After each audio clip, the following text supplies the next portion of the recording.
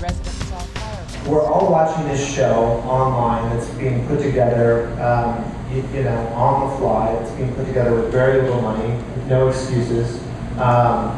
And it looks like $1 million. I mean, it literally looks like $1 million television show.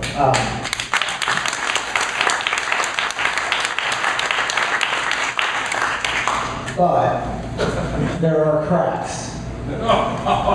What I'm saying is, what I'm getting to is, you guys are doing everything the best that you possibly can. You're trying, everybody's coming together to make it look like more than it is at every single moment in time.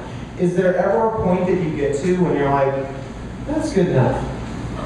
There are certain things that we accepted going into this, where there are just going to be some threads that aren't fully I don't know. And we constantly struggle with that. There's like, what's the appropriate thing to be like, oh, this is enough, like, oh, we can't fix this, this problem will take us like another 3 days to fix, or like another couple $1,000s to go back and reshoot, like what's enough? And at some point you just gotta say, like, people understand what we're going for here. Like, and if we watched it 5 times and we didn't notice that problem, then most people aren't going to see it. I think one of the reasons that you actually notice stuff like that is because so much of the production is in place. That even noticing those little details that are imperfect and all the little tiny flaws is because so much of it is in place that if it were all sort of frayed around the edges, you wouldn't even see that stuff. I want to add just,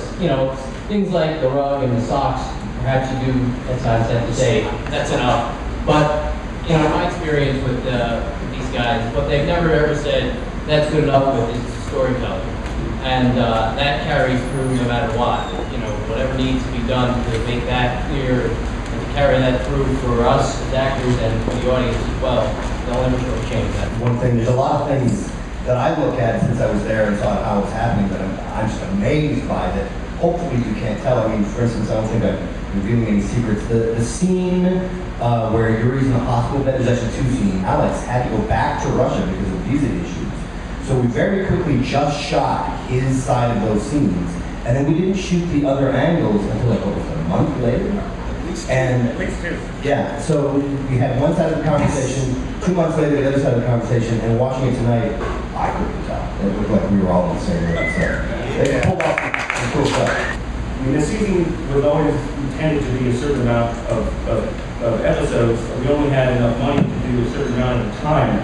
So we shot the pilot, then we shot the next 3 simultaneously, and then between the 4th one and the next 2, these last 2, we had to fundraise and shoot them. But I mean, the downside to what we've been doing, and you were saying, thank you very much, the show looks like $1 million. But the thing that we can't help is that it takes us a long time to make them. But which is kind of unfortunate because the show is very serialized. It's designed to be watched one after the other and not have to wait. But I mean, like we talk all the time, in a certain way, we're not really making the show for right now. We're making the show for the people who discover it a few months from now, that they can just watch them all. I think learning what an amazing audience and fan base there is for independently created material like this has been, it's been amazing to learn it and to see my suspicions confirmed that there is a hunger for this kind of content that's independently made. So that's cool.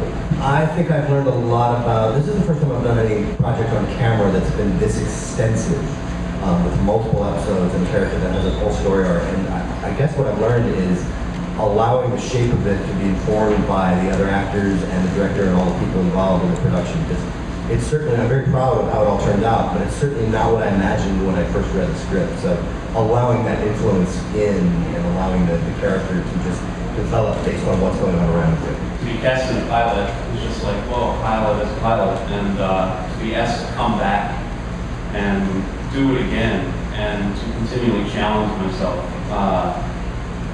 Just the confidence in that I have the ability as an actor to do that and to learn from a character and apply that to my life, some of the things that I learned from the character.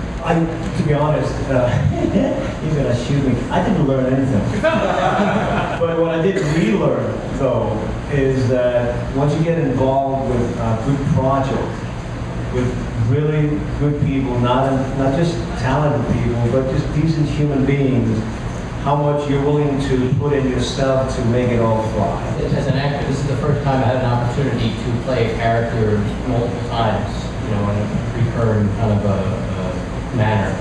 And so for me, it was a joy to learn how to look not only as one script as its own entity, but as just a next chapter in a continuing story, and how to take the character forward and really allow yourself to grow as the character grew. The thing that I learned was that no job was above anybody. I mean, I got the coffee, my steamed wardrobe.